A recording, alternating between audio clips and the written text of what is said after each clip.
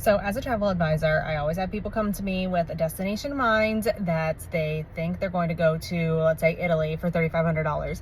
And what you don't know, you don't know. But let's go ahead and talk about how much money you should budget for a vacation and how to get the best prices possible. So let's say that it is 2 adults, you're looking for a 7-night stay, and there's a lot of things that can factor into this. We could have, time of year, we could have how early you're booking, things like that. So I'm always a proponent for booking early because you are going to get the best prices possible.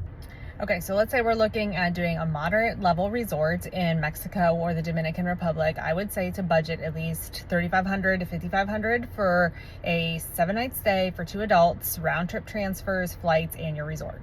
So next, if you're looking for a little bit more of an upscale resort in Mexico, Punta Cana, somewhere in the Caribbean, I would budget at least, $5,500 to $8,500, depending upon the resort that you're picking.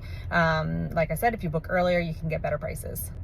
So some other Caribbean islands like Aruba, St. Lucia, some of the little bit more exotic Caribbean islands, those ones tend to be a little bit more expensive because just airfare in your resorts alone tend to be a little bit higher priced. So I would budget at least $6,500 to $9,500 depending upon what kind of vacation you want. So if we're going to talk about Europe, let's say Italy or London or Paris or something like that, depending upon if you're just staying in one location, you can do that kind of trip for a 7-night stay for anywhere from $6,000 to $10,000. But if you're going to be going between 2 different areas and you're adding tours and train transfers and things like that, I would definitely say budget between $8,500 to $12,000 for a trip like that.